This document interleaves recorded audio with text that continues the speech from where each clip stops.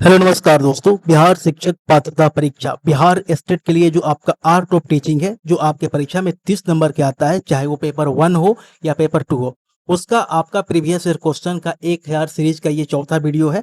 इसके पहले मैंने 100 क्वेश्चन ऑलरेडी कवर करा दिया है। हम यहाँ पर बिहार स्टेट में पूछे गए 2020 से लेकर 2025 के बीच में शिक्षण कला एवं दक्षता के क्वेश्चन को कवर कर रहे हैं। हम उसी सीरीज को आगे बढ़ाते हुए यहाँ पर क्वेश्चन नंबर 101 से इस वीडियो में पढ़ेंगे। यदि आपने वो वीडियो नहीं देखा है तो जाकर देख लीजिएगा। काफी इंपॉर्टेंट मैंने 100 क्वेश्चन कवर कराए हैं, जो कि आपकी परीक्षा के पॉइंट ऑफ व्यू से वेरी वेरी इंपॉर्टेंट है।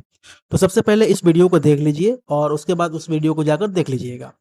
देखिए, पहले क्वेश्चन के साथ वीडियो को शुरू करेंगे। उससे पहले मैं आपको बता दूं कि यहाँ पर मैंने आपका परीक्षा का डेट भी लिख दिया है और आपका शिफ्ट भी मेंशन है कि हाँ, आपका किस शिफ्ट में आया है। ये आपका लेटेस्ट जो आपका अक्टूबर 2025 का क्वेश्चन है, वो इस वीडियो मैंने कवर किया है। पहला क्वेश्चन है आपका, वो शैक्षणिक उपकरण जिसमें शिक्षक और छात्र किसी व्याख्या तक पहुंचने के लिए सचेत, नियोजित, उद्देश्यपूर्ण प्रयास करते हैं, कहलाता है। आपसे पूछा गया है कि इसमें क्या कहलाता है। आपको डिफिनेशन दी गई है कि वो शैक्षिक उपकरण जिसमें शिक्षक और छात्र किसी व्याख्या तक पहुंचने के लिए सचेत, नियोजित और उद्देश्यपूर्ण प्रयास करते हैं, तो ये प्रक्रिया क्या कहलाती है। तो इसका अगर आंसर की हम डायरेक्टली बात करें तो ऑप्शन नंबर ये हो जाएगा, समस्या समाधान विधि। ठीक है, चलिए इसके बारे में एक्स्ट्रा इन्फॉर्मेशन भी आपको यहाँ पे बता दिया गया है। देखिए, समस्या समाधान जो विधि होती है, एक ऐसी उद्देश्यपूर्ण और नियोजित प्रक्रिया है जिसमें शिक्षक एवं छात्र मिलकर तार्किक रूप से किसी समस्या के समाधान या व्याख्या तक पहुंचते हैं। ये इंपॉर्टेंट पॉइंट भी आपको ये ध्यान में रखना है कि यह विधि छात्रों में वैज्ञानिक सोच और उच्च स्तरीय चिंतन विकसित करती है। यह जॉन डीवी के प्रगतिशील शिक्षा दर्शन पर आधारित है। Next question, question number 102। देखिए, यहाँ पर नेक्स्ट क्वेश्चन जो आपका है, आप पूछा गया है कि आप नेल्सन मंडेला से साक्षात्कार में क्या पूछेंगे। ब्लूम के वर्गीकरण के अनुसार आपको यह बताना है कि यह प्रश्न किस स्तर से संबंधित है। यहाँ पर 4 ऑप्शन दिया गया है। पहला ऑप्शन कर रहा है अनुप्रयोग अथवा प्रयोग स्तर, ज्ञान स्तर, बोध स्तर और स्मरण स्मरण स्तर। अगर मैं यहाँ पर आंसर की बात करूँ यहाँ पर, तो ऑप्शन नंबर ए हो जाएगा, अनुप्रयोग स्तर। ठीक है, करेक्ट आंसर आपका ऑप्शन नंबर ए हो जाएगा। यहाँ पर इसके बारे में एक्स्ट्रा इन्फॉर्मेशन देखिए कि जब छात्र सीखे गए ज्ञान या सिद्धांतों का उपयोग नई और अनोखी स्थिति जैसे कि नेल्सन मंडेला का संस्कार तैयार करना में करता है, तो वो ब्लूम के वर्गीकरण के अनुप्रयोग के स्तर कब के अंतर्गत आता है। देखिए, जो आपका ब्लूम का टेक्सोनॉमी के जो संज्ञानात्मक पक्ष में 6 चरण दिए गए, चरण से भी क्वेश्चन बना है कि यहाँ पर निम्न में से कौन सा यहाँ पर ब्लूम के टेक्सोनॉमी का स्तर का चरण है। तो ये चरण भी आपको याद रखना है। पहला है आपका ज्ञान, दूसरा है बोध, अनुप्रयोग, विश्लेषण, संश्लेषण, मूल्यांकन। यह उच्च स्तर चिंतन कौशल का एक उत्कृष्ट उदाहरण है। चलिए नेक्स्ट क्वेश्चन देखेंगे। आपका अगला क्वेश्चन आपका, एक शिक्षक को शिक्षण बिंदु क्यों तैयार करना चाहिए। ऑप्शन दिया गया है कि कक्षा में क्या पढ़ाना है यह जानने में, समय बर्बाद करने में, छात्रों को दंड देने में, पाठ्यक्रम टालने में। अगर इसका आंसर की अगर हम बात करें तो ऑप्शन नंबर ए होगा, कक्षा में क्या पढ़ाना है यह जानने में। ठीक है, इसके बारे में एक्स्ट्रा इन्फॉर्मेशन देखिए कि शिक्षण बिंदुओं की पूर्व तैयारी से शिक्षक यह स्पष्ट रहता है कि कक्षा में विषय वस्तु को किस क्रम में और कैसे प्रस्तुत करना है। यह शिक्षण सुव्यवस्थित होता है। यह पाठ्य योजना का एक केंद्रित अंग है। इसमें शिक्षण अपने निर्धारित उद्देश्यों से भटकता नहीं है। अगला क्वेश्चन देखिए आपका, कक्षा कक्ष में श्यामपट्ट का मुख्य उपयोग किस कार्य के लिए किया जाता है। ये तो आप लोगों को मालूम है, कक्षा कक्ष में आपका श्यामपट्ट का उपयोग होता है। तो आपसे वही पूछा गया है कि उसका उपयोग किस कार्य के लिए होता है। लगभग मैंने सारे आंसर का जो ऑप्शन है ए पर ही रख दिया है, क्योंकि देखिए आपको एग्जैक्टली जो मेरा जो मोटो है वो आपका क्वेश्चन बतलाना, ऑप्शन इधर से उधर मैंने कर दिया है। ठीक है, अपने सहूलियत के मैंने यहाँ पर मैक्सिमम क्वेश्चन को ए कर दिया है, ताकि मैं उसको एक्सप्लेनेशन आपको अच्छे से दे सकूं। देखिए, इसका आंसर भी ए हो जाएगा कि मुख्य बिंदुओं और आलेखों के प्रदर्शन के लिए। इसके बारे में एक्स्ट्रा इन्फॉर्मेशन देखिए यहाँ पर कि श्यामपट्ट का मुख्य उद्देश्य कक्षा में शिक्षण बिंदुओं, आरेखों, चित्रों और महत्वपूर्ण परिभाषाओं को प्रदर्शित करना, ताकि छात्र इसे दृष्टि इंद्रिया हो सके। मतलब उसको आपको छात्र को विजुअल रूप से दिखाने के लिए यहाँ पर ये चीजें की जाती है। श्यामपट्ट को शिक्षक का सबसे पुराना और शक्तिशाली दृश्य सहायक उपकरण माना जाता है। लिखते समय शिक्षक की लिखावट स्पष्ट और व्यवस्थित होनी चाहिए। अगला क्वेश्चन की अगर मैं बात करूं, अगला क्वेश्चन आपसे कह रहा है कि शिक्षा का सामाजिक उद्देश्य इनमें से किसे माना जाता है। ऑप्शन ए आपका कह रहा है कि समाज का पुनर्गठन, ऑप्शन बी केवल व्यक्तिगत धन कमाना, ऑप्शन सी सामाजिक नियमों की उपेक्षा करना, ऑप्शन डी अकेले रहना सीखना। इसका आंसर ऑप्शन नंबर ए हो जाएगा, समाज का पुनर्गठन। देखिए, शिक्षा का सामाजिक उद्देश्य समाज में सकारात्मक बदलाव लाना, सामाजिक मूल्यों पर विकास करना और सामाजिक सुव्यवस्थित पुनर्गठन करना है। जॉन डीवी और जो भी आपका सोशियोलॉजिकल स्कूल के अनुसार शिक्षा सामाजिक प्रक्रिया होती है। यहाँ से भी क्वेश्चन आपका बना हुआ है। व्यक्तिगत उद्देश्य और सामाजिक उद्देश्य दो यहाँ पे महत्वपूर्ण पहलू होते हैं। नेक्स्ट क्वेश्चन आपका है कि शिक्षण अधिगम प्रक्रिया में सबसे महत्वपूर्ण घटक किसे माना जाता है? ये क्वेश्चन आपका कई बार रिपीट हो चुका है। मैंने पिछले वाले क्लास में इस क्वेश्चन को लिया था क्योंकि वो दूसरे शिफ्ट में आया था, ये 2025 में आया था, वो शायद 2024 के आसपास था। यहाँ पर आपसे पूछा गया है कि शिक्षण अधिगम प्रक्रिया में सबसे महत्वपूर्ण घटक किसे माना जाता है? देखिए, शिक्षण अधिगम अभी जो आपकी प्रक्रिया होती है, इसमें सबसे महत्वपूर्ण आपका घटक स्टूडेंट होता है। क्या होता है? छात्र ही होता है। इसके बारे में एक्स्ट्रा इन्फॉर्मेशन देखेंगे। शिक्षक केवल एक मार्गदर्शक की भूमिका निभाता है। ये क्वेश्चन में ये पूछा गया है कि शिक्षक की भूमिका क्या रहती है, तो वहां पर सिर्फ यहाँ पर क्या दिया गया आपका? मार्गदर्शक। वहां पर हेल्पर दिया गया था, मतलब सहायक दिया गया था।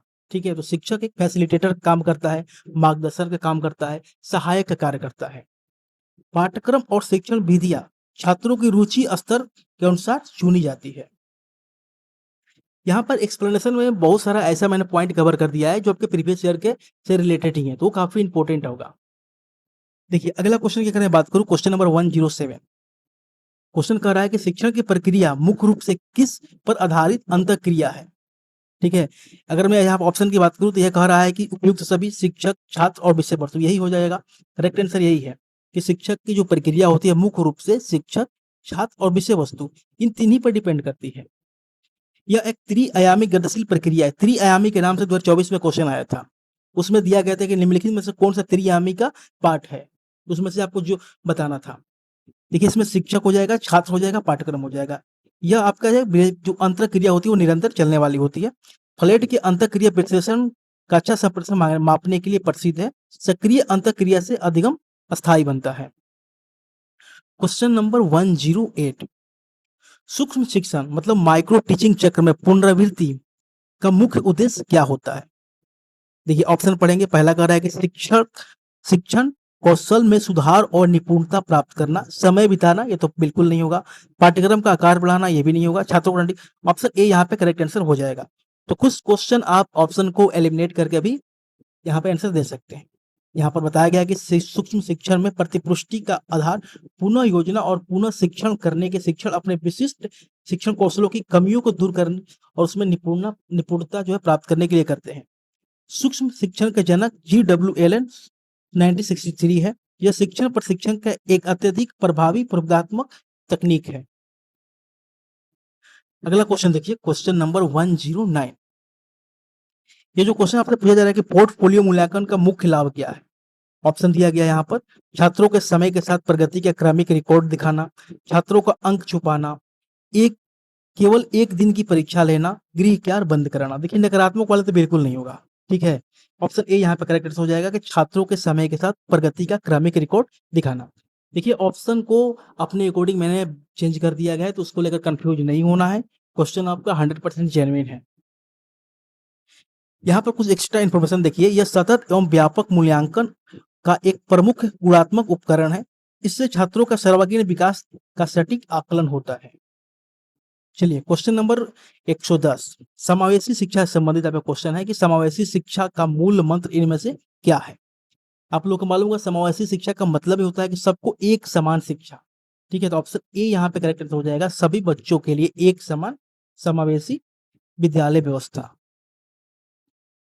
देखिए, यहाँ पर उससे रिलेटेड कुछ एक्स्ट्रा इन्फॉर्मेशन दिया गया है कि समावेशी शिक्षा मानती है कि शारीरिक, मानसिक और सामाजिक रूप से भिन्न सभी सामान्य विद्यालयों में एक ही छत के नीचे साथ-साथ शिक्षा प्राप्त करें। मतलब हर कैटेगरी के, हर तरीके के छात्रों को एक साथ बैठाकर शिक्षा दिया जाएगा। मान लेते हैं कोई छात्र फिजिकल रूप से हैंडीकैप्ड है, उसको भी वहाँ पर बैठाकर शिक्षा दिया जाएगा। कोई नॉर्मल है, उसको भी दिया जाएगा। मतलब हर तरीके के छात्रों को एक छत के नीचे ही बैठाकर एक समान शिक्षा दिया जाएगा। यहाँ पर अगर बात करूँ यहाँ पर तो कुछ एक्स्ट्रा इन्फॉर्मेशन, जैसे कि शिक्षा बिना भेदभाव के अधिकार पर जोर देती है। इसमें विद्यालय के बच्चों को जरूरत के अनुसार लचीलापन, यहाँ पर ध्यान दीजिएगा, सबको तो एक साथ बैठाया जाता है, लेकिन अकॉर्डिंग टू स्टूडेंट आपको वहाँ पे उनकी जरूरत के अनुसार पढ़ाया जाता है। ठीक है, ऐसा नहीं कि सबको एक साथ, लेकिन सबके जरूरत को ध्यान में रखते हुए किसको किस चीज की जरूरत है, किसको क्या प्रॉब्लम है, उस प्रॉब्लम को सोल्यूशन के साथ उसको पढ़ाना होता है। क्वेश्चन नंबर 111 देखिए यहाँ पर। एक प्रभावी शिक्षक की सबसे महत्वपूर्ण विशेषता क्या होनी चाहिए? आपको 4 ऑप्शन दिया गया है। तो पहला ऑप्शन आपका कह रहा है विषय का ज्ञान, विषय का पूर्ण ज्ञान और छात्रों के साथ संवाद कौशल। ऑप्शन ए यहाँ पे करेक्ट आंसर हो जाएगा। नेक्स्ट जो वीडियो में लाऊंगा उसमें ऑप्शन मैं आपको सेम ही रखूंगा, क्योंकि यहाँ पे थोड़ा सा कंफ्यूजन हो जा रहा है। सबका ऑप्शन सेम ही यहाँ पे टाइपिंग से बाय मिस्टेक हो चुका है, तो इसको लेकर ज्यादा पैनिक होने की जरूरत नहीं है। देखिए यहाँ पे इसका एक्स्ट्रा इन्फॉर्मेशन देखेंगे कि शिक्षण एक कला और विज्ञान दोनों का यहाँ पे कॉम्बिनेशन है, मतलब यहाँ पे कॉम्बिनेशन है। अगर बात करूं लोकतांत्रिक और सहानुभूत पूर्ण दृष्टिकोण शिक्षण को लोकप्रिय बनाता है।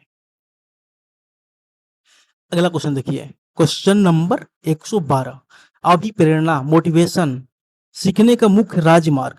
ठीक है, इसका यह विचार क्या है, यह किसका विचार है? यहाँ पर कहा जा रहा है कि अभिप्रेरणा जो है, मोटिवेशन जो सीखने का मुख्य मार्ग होता है, राजमार्ग से मतलब नहीं, मुख्य मार्ग है। यह किसका विचार था? अगर मैं इसके आंसर के बारे में बात करूं तो ये जो विचार था option number A BF Skinner का था। देखिए, मनोवैज्ञानिक स्किनर ने अभिप्रेरणा को महत्व को यहाँ पर रेखांकित करते हुए इस अधिगम का राजमार्ग कहा है, क्योंकि इसके बिना सीखना कठिन और धीमा हो जाता है। अभिप्रेरणा दो प्रकार की होती है, पहली आंतरिक और ब्रह्मा। ये छात्रों के में सीखने की ऊर्जा और जिज्ञासा जगाती है। क्वेश्चन नंबर 113, ये क्वेश्चन कह रहा है कि पाठ योजना तैयार करने का सबसे पहला चरण कौन सा होता है? अगर मैं इसके आंसर की बात करूं तो ऑप्शन ए हो जाएगा, शिक्षण उद्देश्यों का निर्धारण। सबसे पहले हम लोग क्या करते हैं, जो माइक्रो टीचिंग या लेसन प्लान होता है उसमें हम लोग उसका सेटिंग ऑब्जेक्टिव पहले लिखते हैं। ऑप्शन ए करेक्ट आंसर होगा। देखिए यहाँ पर एक्स्ट्रा इन्फॉर्मेशन, हरपट हर्बर्ट की पंचपदीय प्रणाली में भी प्रस्तावना से पहले उद्देश्यों को ध्यान में रखा जाता है। उद्देश्य स्पष्ट होने पर शिक्षा जो होती है शिक्षण लक्षित और सफल होता है। नेक्स्ट क्वेश्चन नंबर 114, यहाँ पर ये डर नहीं है, क्रियात्मक अनुसंधान का मुख्य क्षेत्र क्या है? देखिए, क्रियात्मक अनुसंधान का जो मुख्य क्षेत्र होता है वो कक्षा कक्ष के तत्कालिक समस्याओं का समाधान होता है। ऑप्शन ए यहाँ पे करेक्ट आंसर हो जाएगा। अगर इसके बारे में और बात करें तो यहाँ पर देखिए, क्रियात्मक अनुसंधान शिक्षकों या विद्यालय प्रशासकों द्वारा अपने कार्य क्षेत्र की रोजमर्रा की समस्याओं के त्वरित और व्यवहारिक समाधान के लिए किया जाता है। मतलब जो ये तत्कालिक समस्याओं का समाधान उसी चीज के लिए किया जाता है कि विद्यालय संबंधी कुछ भी प्रॉब्लम हो उसको तुरंत उसका सोल्यूशन दिया जाए। शिक्षा के क्षेत्र में इसे स्टीफन एम कोरी द्वारा लोकप्रिय बनाया गया। यह शोध स्थानीय स्तर पर तुरंत सुधार लाने पर केंद्रित होता है। क्वेश्चन नंबर 115, आपका डायग्नोसिस टेस्ट है कि निदानात्मक परीक्षण के बाद शिक्षक द्वारा क्या कदम उठाया जाता है? यहाँ पर 4 ऑप्शन दिया गया है। ठीक है, इसका आंसर तो ऑप्शन नंबर ए ही होगा। आप लोगों को मालूम चल गया कि हर का ऑप्शन एक ही रख दिया गया है, उपचारात्मक शिक्षण। देखिए यहाँ पर एक्स्ट्रा इन्फॉर्मेशन इंपॉर्टेंट है, निदान और उपचार एक ही सिक्के के दो पहलू हैं, इसको ध्यान में रखना है। यह कमजोर विद्यार्थियों के अधिगम स्तर को सुधारने की अचूक साधन है। क्वेश्चन नंबर यहाँ पर डर नहीं, डर मिस्टेक टाइपिंग हो गया है। 116, प्रोजेक्ट विधि के जन्मदाता कौन है? देखिए ऑप्शन नंबर ये हो जाएगा, विलियम किलपैट्रिक। प्रोजेक्ट विधि के वैचारिक रूप से यही जन्मदाता है। यहाँ पर बताया भी गया है कि इन्हें एक संपूर्ण व्यवस्थित शिक्षण विधि के रूप में भी यहाँ पे शिष्य विलियम हेनरी के किलपैट्रिक ने प्रतिपादित किया था। यह विधि करके सीखना और सामाजिक सहकारिता पर आधारित है। इसके मुख्य 6 सोपान होते हैं। क्वेश्चन नंबर 117, पाठ्यक्रम शब्द किस लैटिन भाषा के शब्द से निकलता है? ये क्वेश्चन 2024 में पूछा गया है, कुरेरे। ठीक है, ये 2025 का भी क्वेश्चन है, आपका 2024 में पूछा गया। यहाँ पे कनिंघम के अनुसार पाठ्यक्रम शिक्षक रूपी कलाकार के हाथ में एक उपकरण है, इसे सह शैक्षिक गतिविधियां भी शामिल होती है। चलिए क्वेश्चन नंबर 118 देखिएगा, क्या कह रहा है कि मूल्यांकन की सतत एवं व्यापक मूल्यांकन प्रणाली में सतत का क्या तात्पर्य है, यानी सतत का क्या मतलब है? ठीक है, तो इसका आंसर तो आपका यही होगा, शिक्षक अधिगम प्रक्रिया के दौरान नियमित अंतराल पर आकलन। ऑप्शन ए यहाँ पे करेक्ट आंसर हो जाएगा। इसके बारे में एक्स्ट्रा इन्फॉर्मेशन देखिए, CCE यहाँ पे कंटिन्यूअस का अर्थ होता है मूल्यांकन कोई वर्ष के अंत में होने वाली औपचारिक घटना नहीं है, बल्कि यह सीखने सिखाने की प्रक्रिया के साथ नियमित रूप से चलने वाली प्रक्रिया होती है। व्यापक का अर्थ छात्रों के शैक्षिक और सह शैक्षिक दोनों पक्ष का आकलन है। यह बच्चों के मानसिक तनाव को कम करने में मददगार है।